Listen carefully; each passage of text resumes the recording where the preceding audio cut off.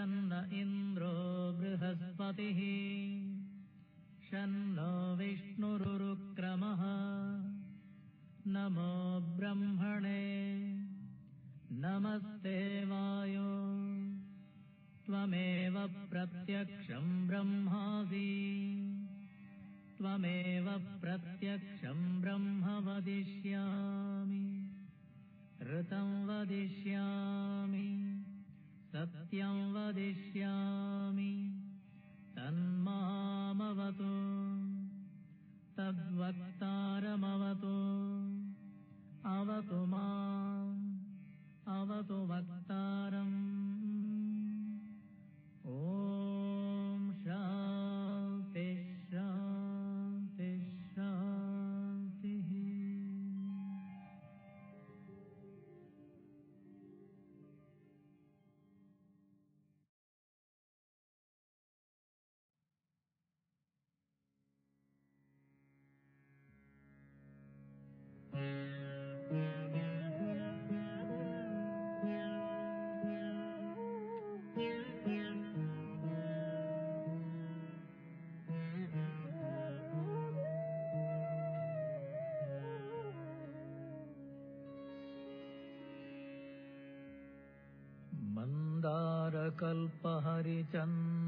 मन्दारकल्पहरिचन्दनपारिजात मध्ये शशाङ्कमणिमण्डितवेदिसंस्थे अर्धेन्दुमौलिसुललाटषडर्धनेत्रे दीक्षाम् प्रदेहि गिरिजे क्षुदिताय मह्यम्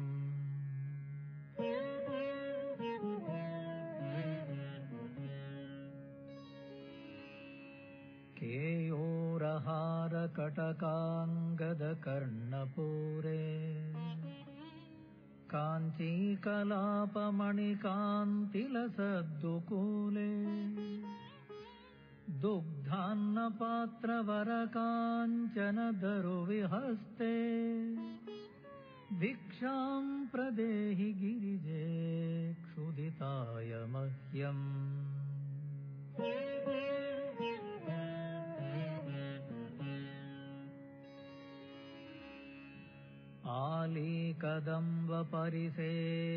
आलीकदम्बपरिसेवितपार्श्वभागे शक्रादिभिर्मुकुलिताञ्जलिभिः पुरस्तात् देवी त्वदीयचरणौ शरणम् प्रपद्ये भिक्षाम् प्रदेहि गिरिजे क्षुदिताय मह्यम्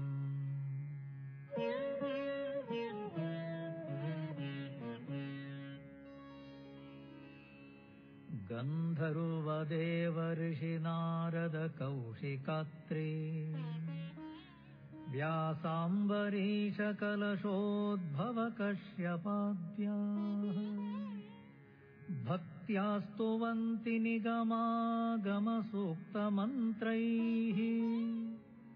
भिक्षाम् प्रदेहि गिरिजे क्षुदिताय मह्यम्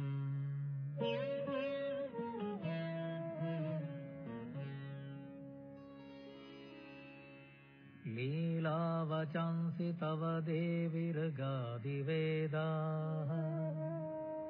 सृष्ट्यादिकर्मरचन भवदीयचेष्टा त्वत्तेजसा जगदिदम् प्रतिभाति नित्यम् भिक्षाम् प्रदेहि गिरिजे क्षुदिताय मह्यम्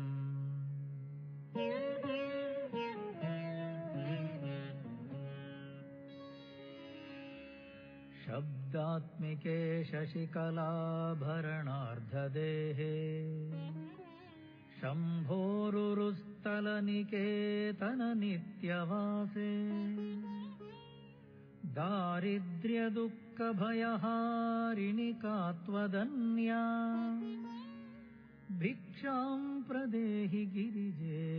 क्षुदिताय मह्यम्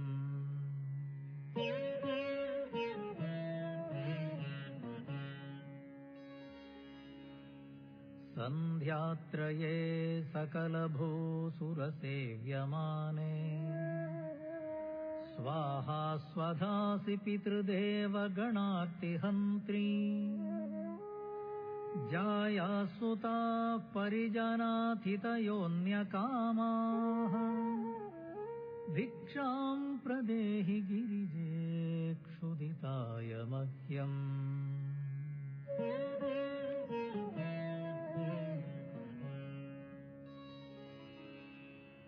सद्भक्तकल्पलतिके भुवनैकवन्द्ये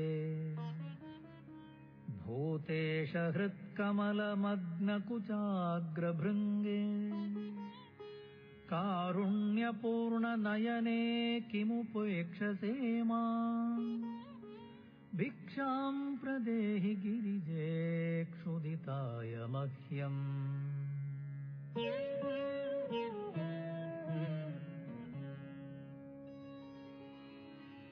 अम्ब त्वदीयचरणाम्बुजसंश्रयेण ब्रह्मादयोऽप्यविकलां श्रियमाश्रयन्ते तस्मादहं तव नतोऽस्मि पदारविन्दे भिक्षां प्रदेहि गिरिजे क्षुधिताय मह्यम्।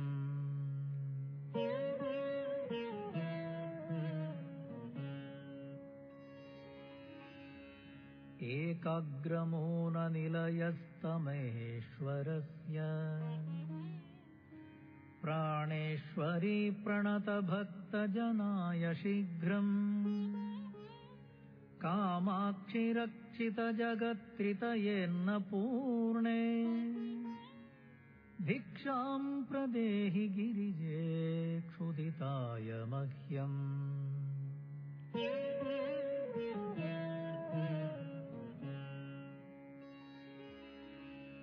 भक्त्या पठन्ति गिरिजादशकं प्रभाते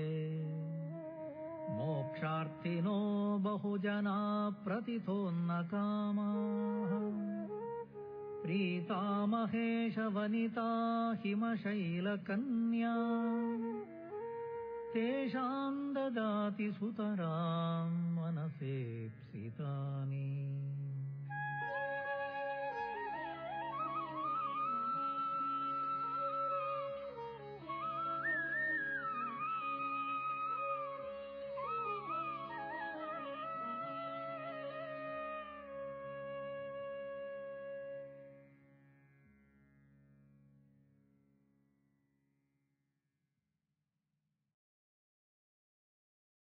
नमः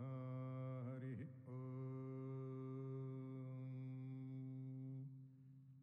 ॐ गणानां त्वा गणपतिगं हवामहे कविं कवीनामुपमश्रवस्तमम् ज्येष्ठराजं ब्रह्मणस्पत नः शृण्वन्नोतिभिः सीदसादनम्। ॐ महागणपतये नमः। प्रणो देवी सरस्वती वाजेभिर्वाजिनीवती धीनामवित्र्यावत। ॐ वाग्देव्यै नमः। सद्यो जातं प्रपद्यामि सद्यो जाताय वै नमो नमः। भवे भवेनाति भवे भवस्वमाम्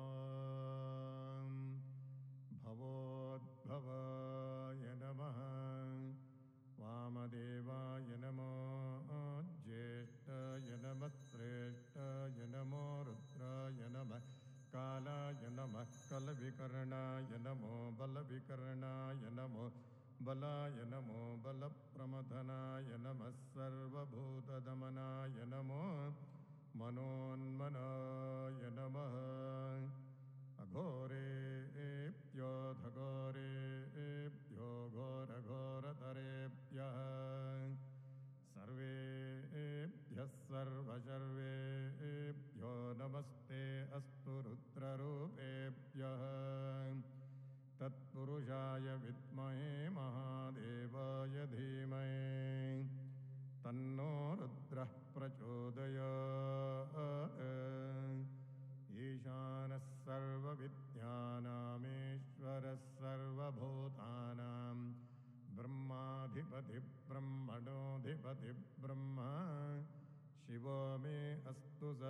शि ॐ नमो भगवते रुद्राय ॐ नमस्ते रुद्रमन्यव उतोत इषवे नमः नमस्ते अस्तु धन्वने बाहुभ्यामुत ते नमः या तैषः शिवतमा शिवं बभूवते धनुः शिवा च रुप्यायातवतया नो रुद्रमृडया या ते रुद्रशिवा तनूरघोरा पापकाशिनी तया नस्तनुभाषन्तमया गिरिशन्ताभिचाकये यामिषं गिरिशं तहस्ते बिभर्षस्तवे शिवाङ्गिरित्रतां कुरु माहि गोसे पुरुषं जगत् शिवेन वचसा त्वा गिरिशाच्च वदामसे यथा नः सर्वमिज्जगदयक्ष्मगो सुमना असत अभ्यपोचदति भक्ता प्रथमो देव्योऽभिषक अहीगश्च सर्वाञ्जम्भयन् सर्वाश्च यातु धान्य असंयस्ताम्र अरुण उत बभ्रस्सु मङ्गलः ये चेमोगो रुद्र अभितो धिक्षश्रिताः सहस्रजो वैशाखं हेड ईमये असप्योपसर्पति नीलग्रीवो विलोहितः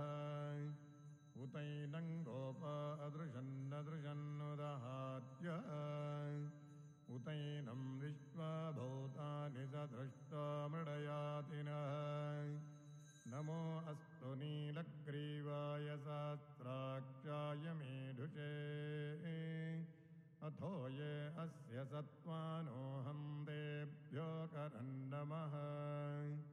प्रमुञ्च धन्वनस्त्वमुभयोरात्नियोर्ज याश्च ते हस्त इषवः पराता भगवो वप अवतत्य धनस्त्वगं सहस्राक्षशते शुधे निषेद्य शल्यानां मुखा शिवो नः सुमना भव विद्यं धनः कपर्दिनो विशल्यो पाणवागो उत अनेशन्नस्येषव आभुरस्य निषङ्गधिः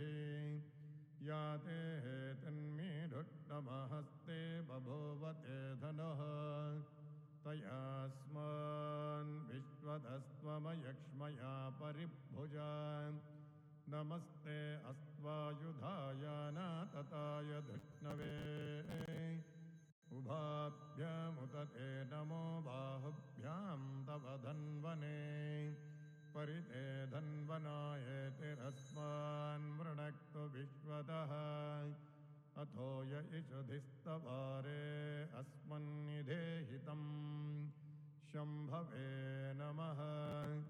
नमस्ते अस्तु भगवन् विश्वेश्वराय महादेवाय त्र्यम्बकाय त्रिपुरान्तकाय त्रिकाग्निकालाय कालाग्निरुद्राय नीलकण्ठाय मृत्युञ्जयाय सर्वेश्वराय सदाशिवाय श्रीमन्महादेवाय नमः नमो हिरण्यबाहवे सेनाम्ये दिशाञ्चपतये नमो नमो वृक्षेभ्यो हरिकेशेभ्यः पशूनां पतये नमो नमः सत्पिञ्जराय द्विषीमते पथीनां पतये नमो नमो बभ्लुषाय विव्याधिनेऽन्नानां पतये नमो नमो हरिकेशायोपवीतिने पुट्टानां पतये नमो नमो भवस्य हेत्यै जगतां पतये नमो नमो रुद्राय तथाविने क्षेत्राणां पतये नमो नमः सूताय हन्त्याय वनानां पतये नमो नमो रोहिताय स्थपतये वृक्षाणां पतये नमो नमो मन्त्रिणे वाणिजाय कक्षाणां पतये नमो नमो भुवन्तये वारिवत्कृताय औषधीनां पतये नमो नम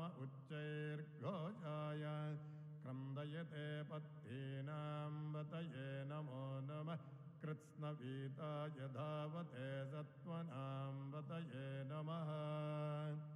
नमः सामानाय नित्याधिनाव्याधिनीनां वतये नमो नमः ककुभाय निषङ्गिणे स्तेनानां वतये नमो नमो निषङ्गिण इषधिमते तस्कराणां वतये नमो नमो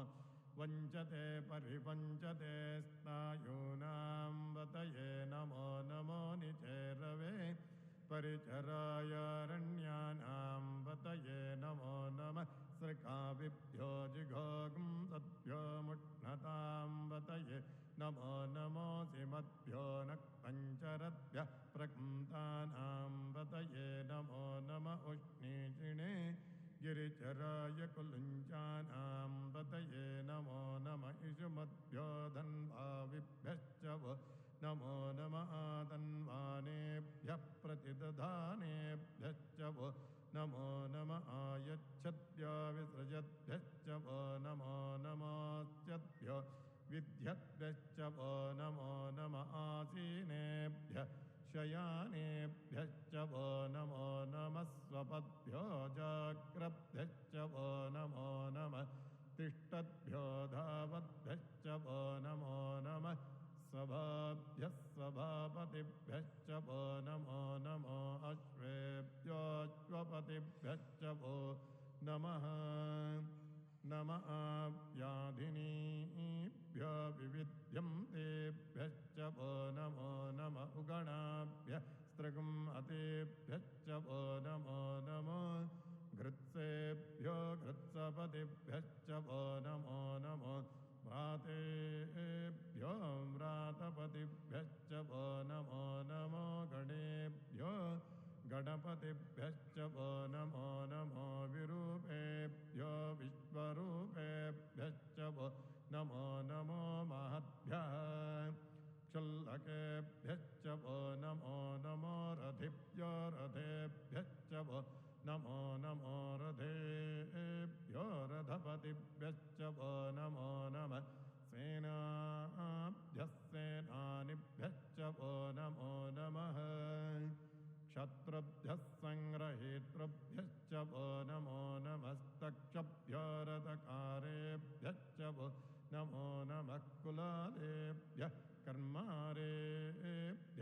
वो नमो नमः पुञ्जिष्टेभ्यो निषादेभ्यश्च वो नमो नम इषकृद्भ्यो धन्वकृद्भ्यश्च वो नमो नमो मृगयभ्यः श्वानिभ्यश्च वो नमो नमः श्वभ्यश्वपतिभ्यश्च वो नमः नमो भवाय च रुद्राय च नमः षट्वाय च पशुपतये च नमो नीलग्रीवाय च शितिकण्ठाय च नमः कपर्दिने च व्युक्तकेशाय च नमः सहस्राक्षाय च शतधन्वने च नमो गिरिशाय च शिबिभिष्टाय च नमो मेढुट्टमाय च सुमते च नमो ह्रस्वाय च वामनाय च नमो बृहते च वरशीयसे च नमो वृद्धाय च संवृध्वने च नमो अग्र्याय च प्रथमाय च नमः आशवे च जिराय च नमः शीघ्रियाय च शेभ्याय च नमः ऊर्म्याय च वस्वन्याय च नमः स्रोतस्याय च द्वेप्याय च नमो ज्येष्ठाय च कनिष्ठाय च नमः पूर्वजाय च परजाय च नमो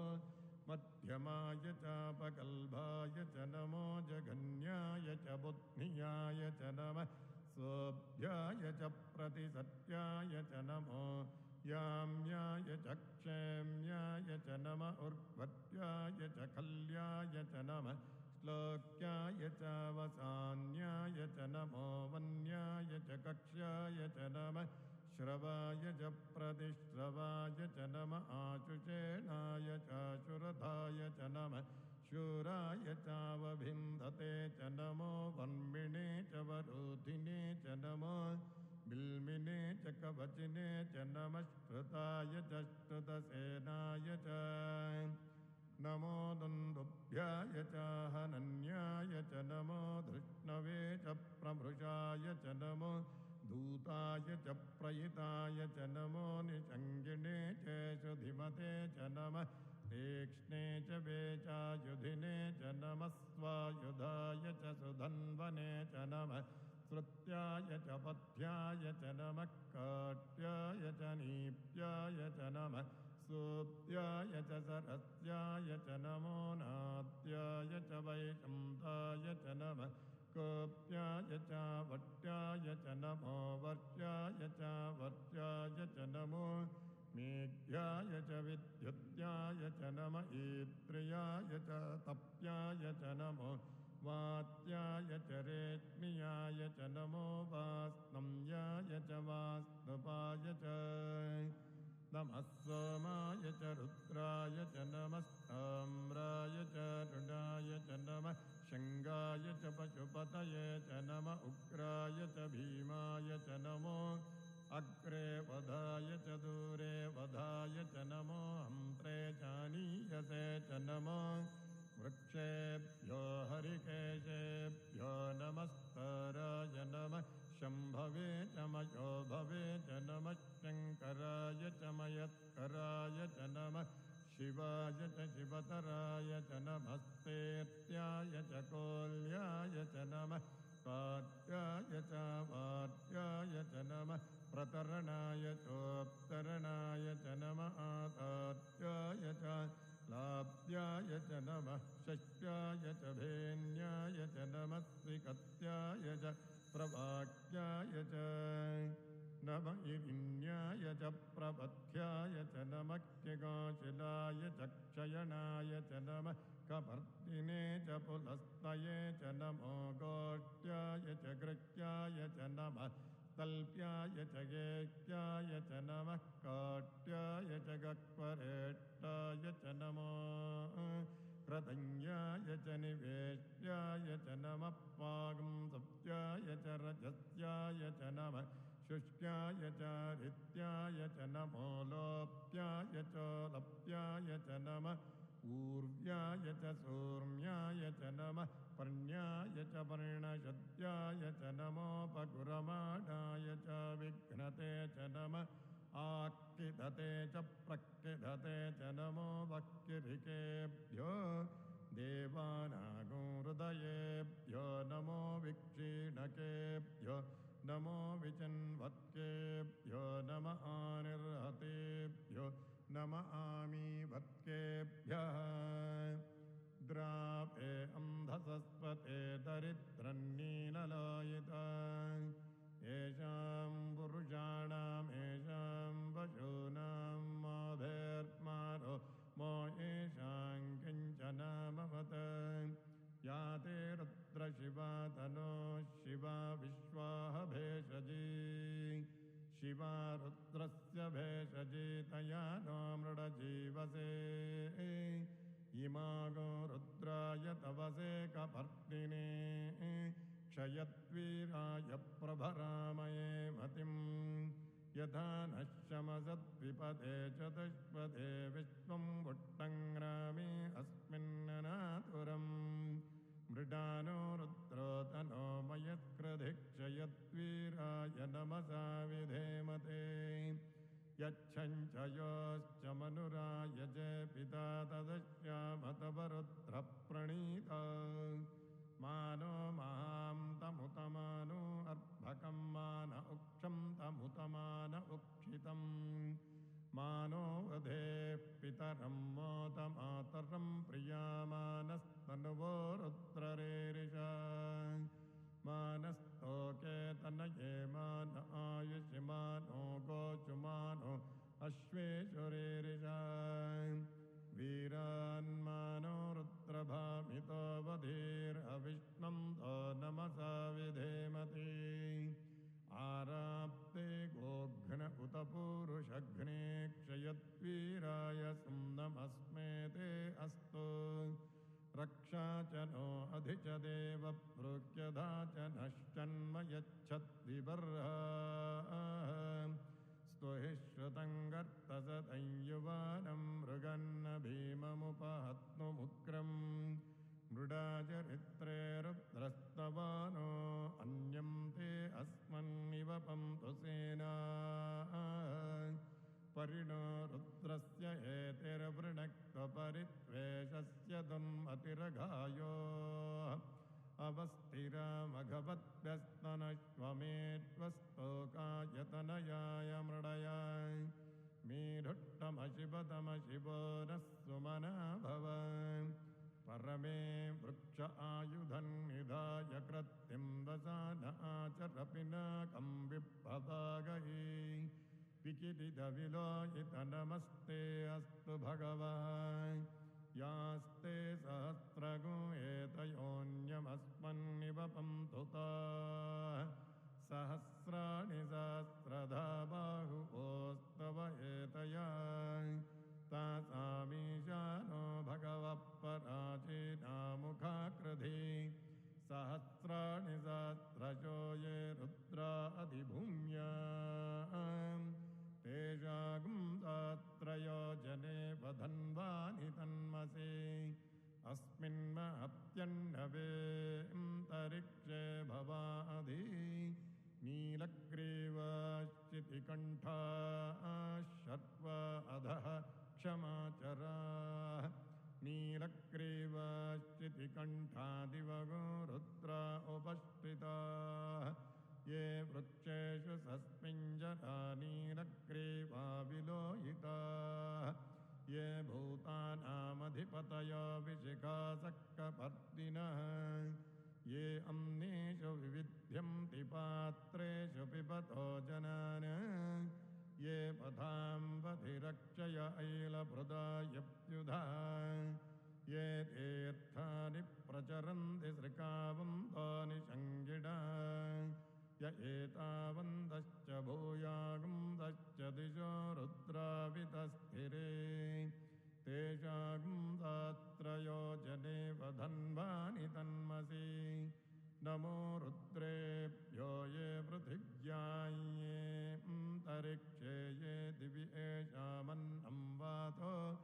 वर्षमिषभस्तेभ्यो दश प्राचेर्दश दक्षिणा दश प्रदेचेर्दशोदिचेर्दशोर्ध्वास्तेभ्यो नमस्ते नो मृडयन्तु ते यन्धिष्म यश्च नो द्वेष्टितं वोजम्भे दधामि त्र्यम्बकं यजामहे सुगन्धिं पुष्टिवर्धनम् उर्वारुकमिव बन्धनान् मृत्योर्मुक्षीयमामृतात् यो रुद्रो अग्नौ यो अप्सु यपोषधीषु यो रुद्रो विश्वा भुवना विवेश तस्मै रुद्राय नमो अस्तु तमुष्टो यश्वेषु सुधन्वायो विश्वस्य क्षयति भेषजस्य यक्ष्वामहेशो मनसाय रुद्रन्नमो देवमसुरं ध्रुवस्य अयं मे हस्तो भगवान् अयं मे भगवत्तरः अयं मे विश्वभेषजोऽयं शिवाभिमर्शनाय ये ते सहस्रमयुतं वाचा मृत्योमर्त्यायहं तवे तान्यज्ञस्य मायया सर्वा नव यजामहे मृत्यवे स्वाहा मृत्यवे स्वाहा ॐ नमो भगवते रुद्राय विष्णवे मृत्युन्मे पाहि प्राणानां रन्धिरसि रुद्रो मा विशान्तकः तेनान्येनाप्यायस्व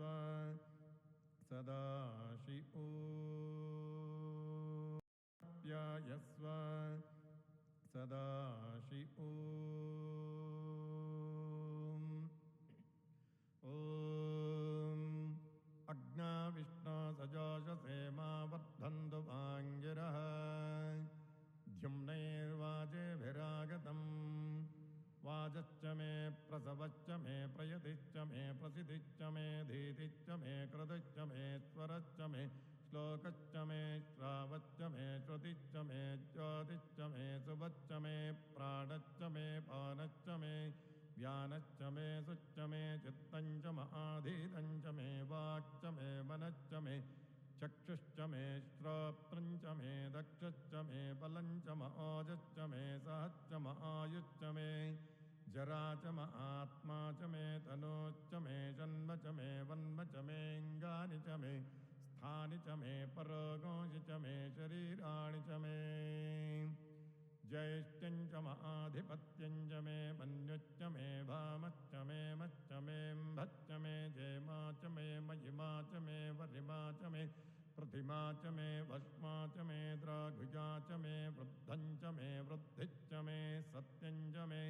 श्रद्धा च मे जगच्च मे धनञ्च मे वशश्च मे त्विजिच्च मे क्रीडा च मे मोदश्च मे जातञ्च मे जनिश्च माणञ्च मे सूक्तञ्च मे सुकृतञ्च मे वित्तञ्च मे वेद्यञ्च मे भूतञ्च मे भविष्यच्च मे सुगञ्च मे सुपथञ्च मरुद्धञ्च मरुद्धिश्च मे क्लुप्तञ्च मे क्लुप्तिश्च मे मतिश्च मे सुमतिश्च मे शञ्च मे मयच्च मे प्रियञ्च मे नु कामच्च मे कामच्च मे सोमनसच्च मे भद्रञ्च मे श्रेयश्च मे वस्यश्च मे यशश्च मे भगश्च मे द्रविणञ्च मे यन्ता च मे धत्ता च मे क्षेमच्च मे धृतिश्च मे विश्वञ्च मे महच्च मे संविच्च मे ज्ञात्रञ्च मे सोच्च मे प्रसोच्च मे सीरञ्च मे लयश्च मरुतञ्च मे मृतञ्च मे यक्ष्मञ्च मे नामयच्च मे जीवातुश्च मे दीर्घायुत्वञ्च मे नमित्रञ्च मे भयञ्च मे सुगञ्च मे शयनञ्च मे सूषा च मे सुदिनञ्च मे ऊर्च मे संहृता च मे पयश्च मे रसश्च मे घृतञ्च मे मधुच मे शक्तिश्च मे सपेतिश्च मे कृषिश्च मे वृष्टिश्च मे जैत्रञ्च आद्भृत्यञ्च मे रयिश्च मे रायश्च मे पुष्टञ्च मे पुष्टिश्च मे विभुच मे प्रभुच मे बहुच मे भूयश्च मे पूर्णञ्च मे पूर्णतरञ्च मे क्षितिश्च मे कूयवाश्च मेऽन्नञ्च मे क्षुच्च मे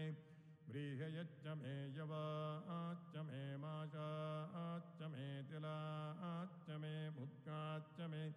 खल्वाश्च मे गोधूमाश्च मे मसुराश्च मे प्रियङ्गवच्च मे नवच्च मे श्यामाकाश्च मे नीवाराश्च मे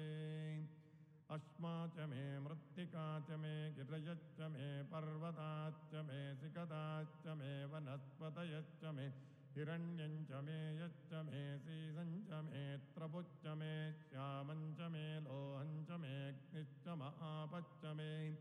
वीरुधश्च औषधयश्च मे कृष्टपच्यञ्च मे कृष्टपच्यञ्च मे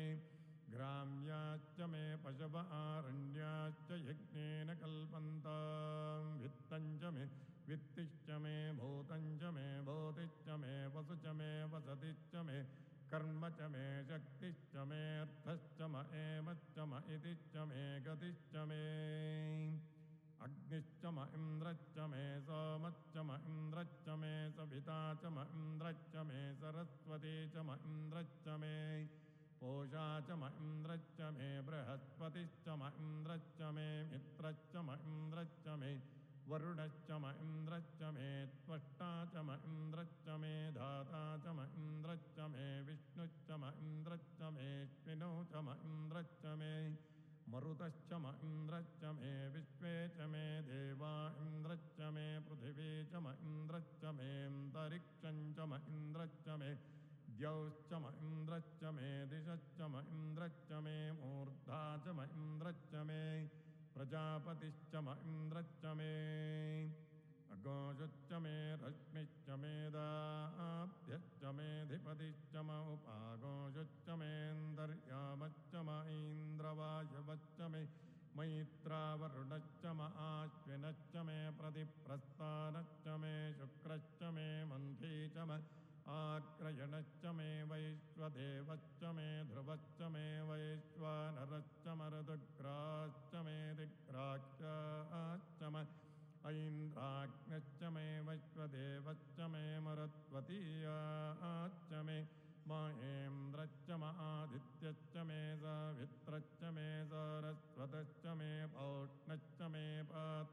पतश्च मे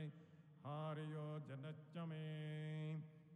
इद्मश्च मे बर्हिश्च मे वेदिश्च मे धिष्णियाश्च मे सृचश्च मे चमसाश्च मे ग्रावाणश्च मे स्वरवश्च उपरवाश्च मे धिजवणे च मे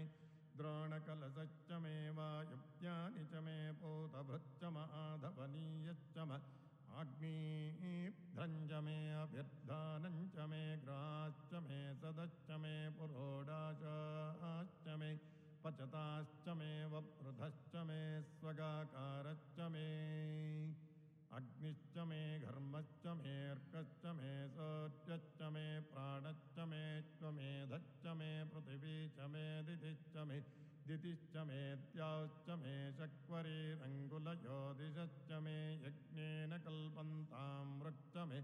साम च मे स्तोमश्च मे यजुश्च मे दीक्षा च मे तपश्च मरुतुश्च मे व्रतञ्च मे होरात्रयोर्वृष्ट्या बृहद्रतं तरे च मे यज्ञेन कल्पेताम्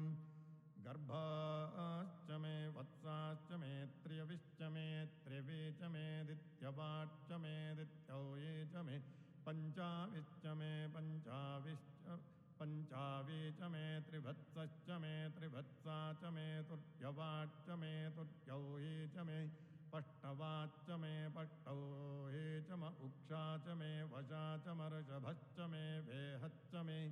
नड्वाञ्च मे धेनुश्च म आयुर्यज्ञेन कल्पताम् प्राणो यज्ञेन कल्पतामपानो यज्ञेन कल्पतां व्यानो यज्ञेन कल्पतां चक्षुर्यज्ञेन कल्पतागश्रोत्रं यज्ञेन कल्पतां मनो यज्ञेन कल्पतां वाक् यज्ञेन कल्पतामात्मा यज्ञेन कल्पतां यज्ञो यज्ञेन कल्पताम् एका च मे तिस्रश्च मे पञ्च च मे सप्त च मे नव च म एकादश च मे त्रयोदश च मे पञ्चदश च मे सप्तदश च मे नवदश च म एकविंशतिश्च मे त्रयोविंशतिश्च मे पञ्चविंशतिश्च मे सप्तविंशतिश्च मे नवविंशतिश्च म एकत्रिंशच्च मे त्रयस्त्रिंशच्च मे चतस्रश्च मे ष्टौ च मे द्वादश च मे षोडश च मे विंशतिश्च मे चतुर्विंशतिश्च मे अष्टाविंशतिश्च मे द्वात्रिंशच्च मे षट्त्रिंशच्च मे चत्वारिंशच्च मे चतुश्चत्वारिंशच्च मे अष्टाचत्वारिंशच्च मे वाजश्च प्रसवश्च बीजश्च क्रतुश्च शुभश्च मूर्धा च व्यश्नियश्चान्द्यायनश्चान्दश्च भुवनश्च भुवनश्चाधिपतिश्च ॐ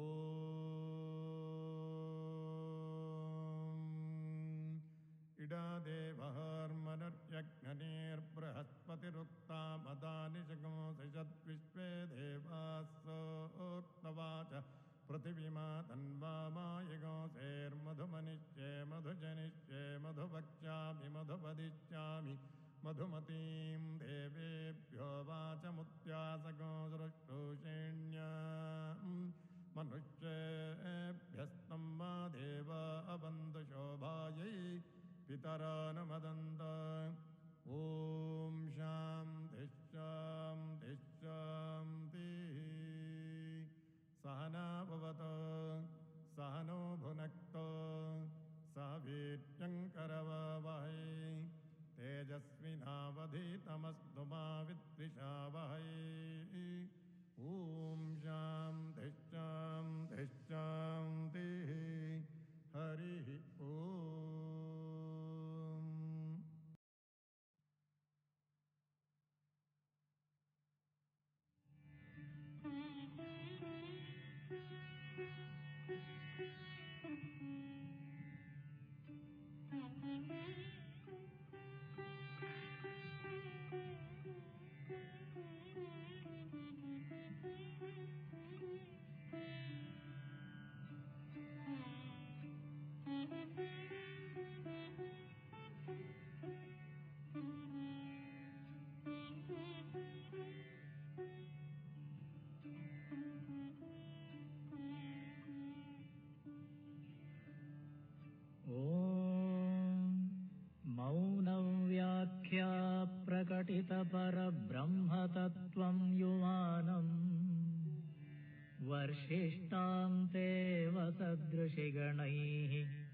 आवृतं ब्रह्मनिष्ठैः आचार्येन्द्रं करकलितचिन्मुद्रमानन्दरूपम्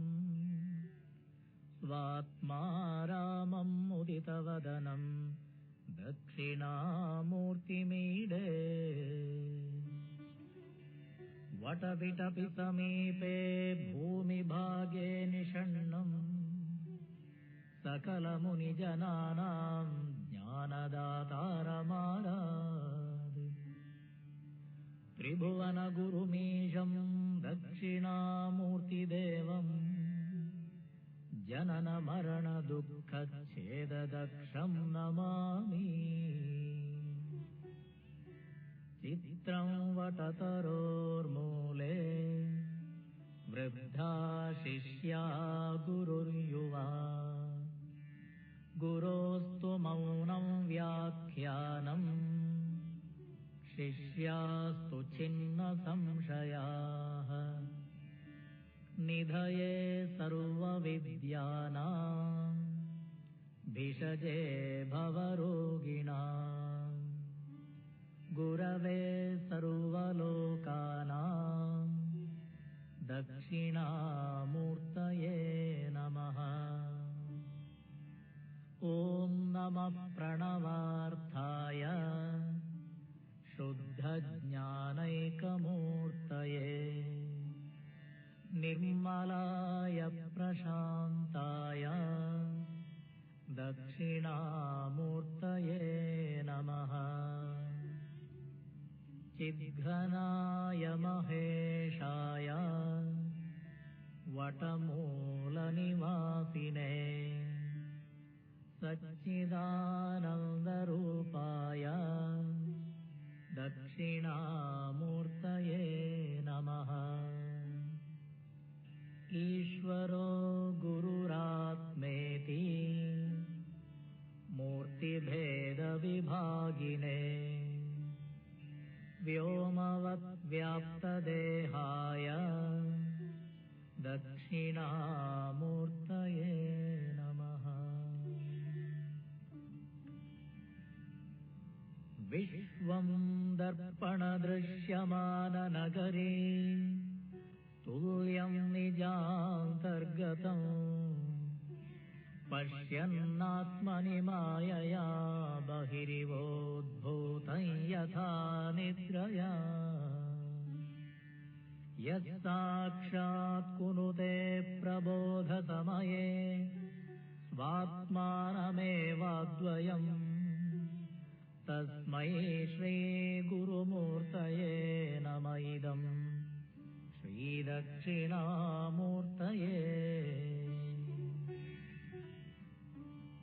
बीजस्यान्तरिवाङ्कुरो जगदिदम् प्राङ्निर्विकल्पं पुनः मायाकल्पितदेशकालकलना वैचित्र्यचित्रीकृतम् मायावेव विजृम्भयत्यपि महा योगी वयस्वेच्छया तस्मै श्रीगुरुमूर्तये नम इदम् श्रीदक्षिणामूर्तये।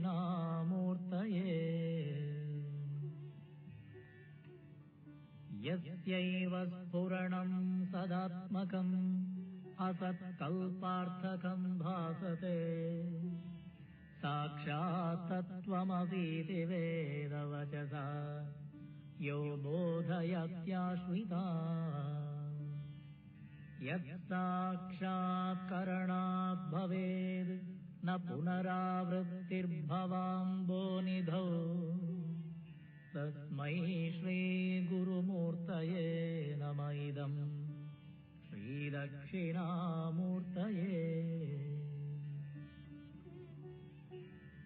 नानाछिद्रघटोदरस्थितमहा दीपप्रभाभास्वरम् ज्ञानं यस्य तु चक्षुरादिकरणद्वारा बहिस्पन्दते जानामीति तमैव बन्धम् अनुभात्येतत्समं समस्तं जगत् तस्मै श्रीगुरुमूर्तये नम इदं श्रीदक्षिणामूर्तये।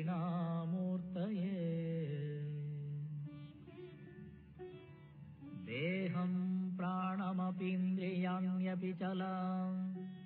बुद्धिं च शून्यं विदुः स्त्रीबालान्धजडोपमास्त्वहमिति भ्रान्ताभृशं वादिनः। मायाशक्तिविलासकल्पितमः व्यामोहसंहारिणे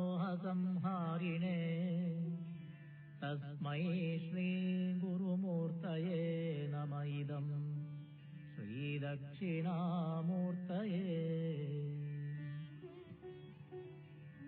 राहुग्रस्तदिवाकरेन्दुसदृशः मायासमाच्छादनात् सन्मात्रकरणोपसंहरणतः यो भूत्सुषुप्तः पुमान्। प्रागस्वाप्समिति प्रबोधसमये यः प्रत्यभिज्ञायते तस्मै श्रीगुरुमूर्तये नम इदं श्रीदक्षिणामूर्तये।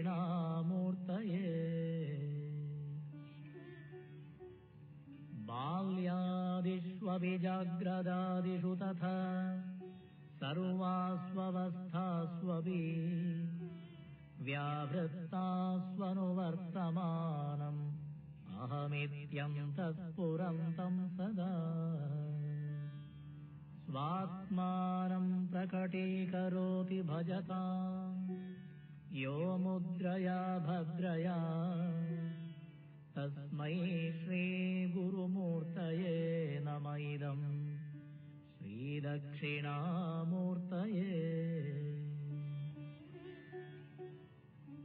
विश्वं पश्यति कार्यकारणतया स्वस्वामि सम्बन्धतः शिष्याचार्यतया तथैव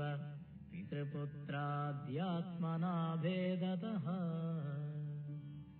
स्वप्ने जाग्रतिवाय एष पुरुषः मायापरिभ्रामितः तस्मै श्रीगुरुमूर्तये नम इदं श्रीदक्षिणामूर्तये। भूरम्भांस्यनलो निलोम्बरमहर्नाथो हिमांशुः पुमान् इत्याभाति चराचरात्मकमिदं यस्यैव मूर्त्यष्टकम्। नान्यत्किञ्चन विद्यते विमृशतां यस्मात् परस्मात् विभोः तस्मै श्रीगुरुमूर्तये नम इदं श्रीदक्षिणामूर्तये।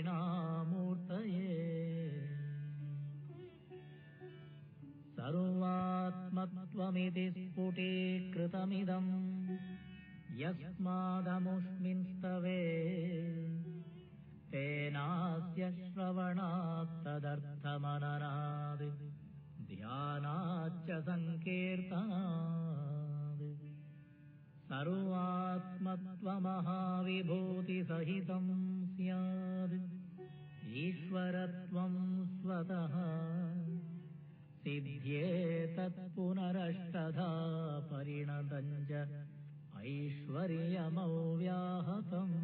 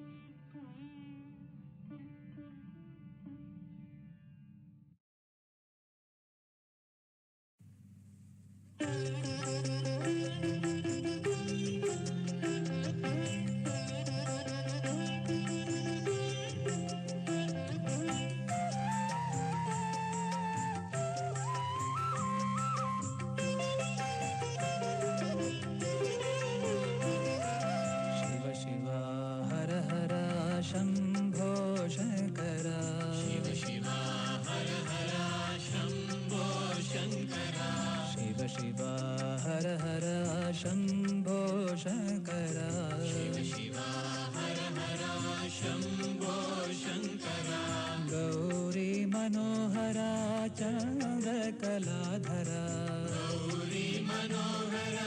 चन्द्रकलाधरा गौरी मनोहरा चन्द्रकलाधरा गौरी मनोहरा चन्द्रकलाधरा शिव शिव हर हर शम्भो शङ्करा शिव शिव हर हर शम्भो शङ्करा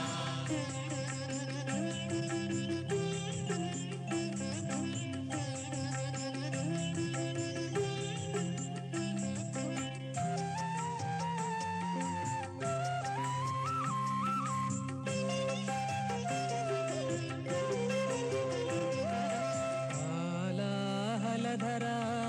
विभूति सुन्दरा आलाहलधरा विभूति सुन्दरा आलाहलधरा विभूति सुन्दरा आलाहलधरा विभूति सुन्दरा गङ्गजटाधर गौरी मनोहरा गङ्गजटाधर गौरी मनोहरा गङ्गजटाधर गौरी मनोहरा गङ्गजटाधर गौरी मनोहरा शैलगिरीश्वरा शम्भो शङ्करा शैलगिरीश्वरा शम्भो शङ्करा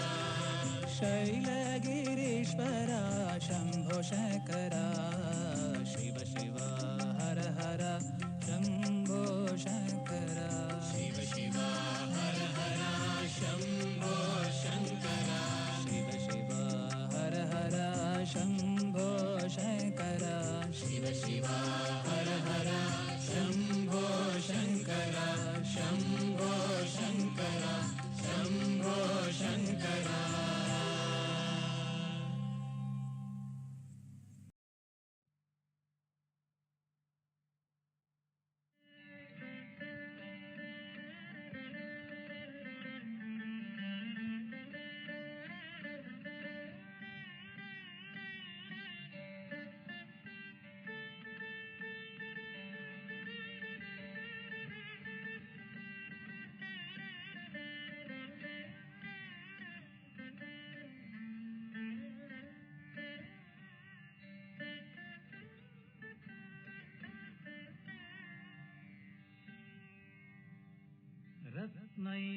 रत्नैकल्पितमासनं हिमजलैः स्नानं च दिव्याम्बरम् नानारत्नविभूषितं मृगमदा मोदाङ्कितं चन्दनम् जातीचम्पकबिल्वपत्ररचितं पुष्पं च धूपं तथा दीपं देवदयानिधे पशुपते हृत्कल्पितं गृह्यता सौवर्णे नवरत्नखण्डरचिते पात्रे घृतं पायसम् भक्ष्यं पञ्चविधं पयोदधियुतं रम्भाफलं पानकम् शाखानामयुतं जलं रुचिकरं कर्पूरखण्डोज्ज्वलम् ताम्बूलं मनसा मया विरचितं भक्त्या प्रभो स्वीकुरु छत्रं चामरयोर्युगं व्यजनकं च आदर्शकं निर्मलम् वीणाभेरिमृदङ्गकाहलकला गीतं च नृत्यं तथा साष्टाङ्गं प्रणतिस्तुतिर्बहुविधाः ह्येतत्समस्तं मया सङ्कल्पेन समर्पितं तव विभो पूजां गृहाण प्रभो आत्मा त्वं गिरिजामतिसहचराः प्राणशरीरं गृहम् पूजादे विषयोपभोगरचना निद्रासमाधिस्थितिः सञ्चारः पदयो प्रदक्षिणविधिः स्तोत्राणि सर्वा गिरो यद्यत्कर्म करोमि तत्तदखिलम् शम्भो तवाराधनम् करचरणकृतं वा कायजं कर्मजं वा श्रवणनयनजं वा मानसं वापराधम् विहितमविहितं वा सर्वमेतत्क्षमस्व जय जय करुणाब्धे श्रीमहादेव शम्भो।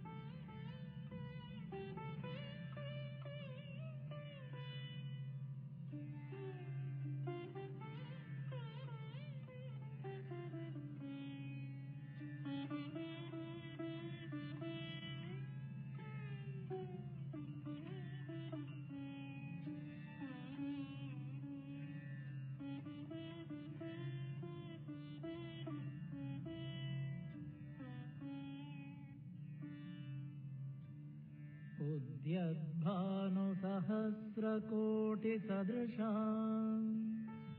केयूरहारोज्ज्वला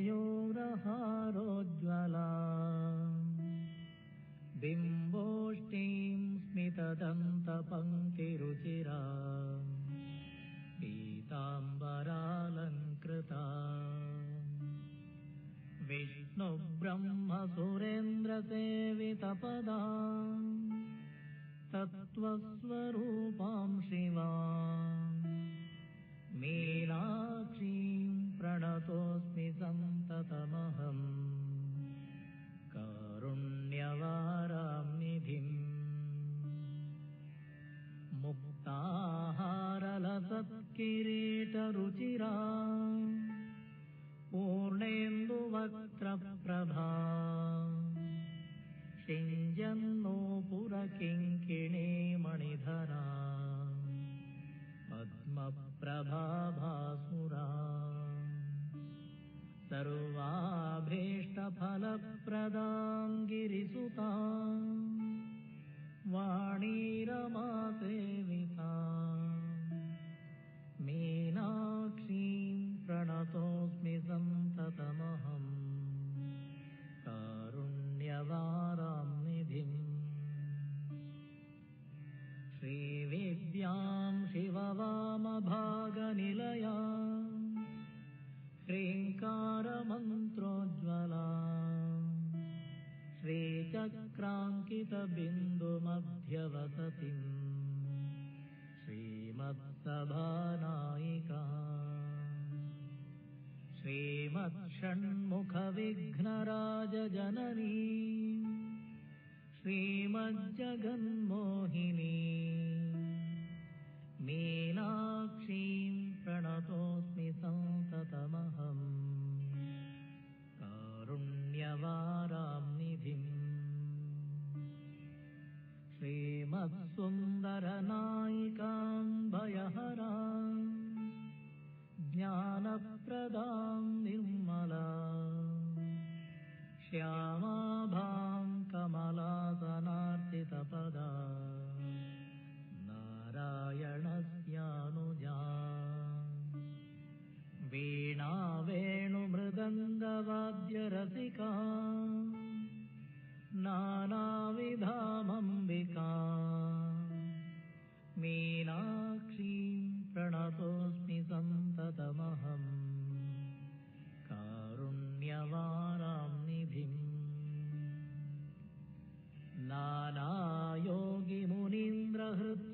वसतिम्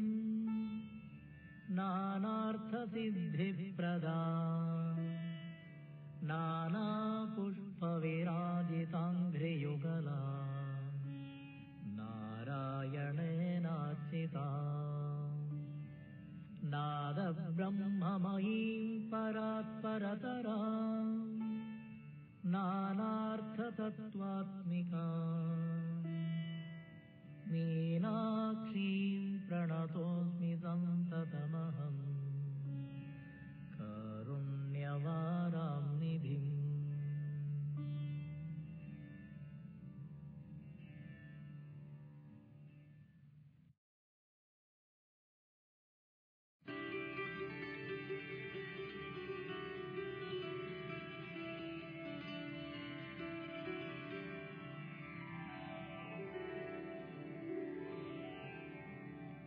देवि सुरेश्वरि भगवति गङ्गे त्रिभुवनतारिणि तरलतरङ्गे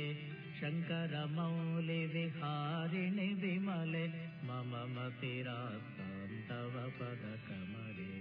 भागीरथि सुखदायिनि माता तव जलमहिमा निगमे ख्यात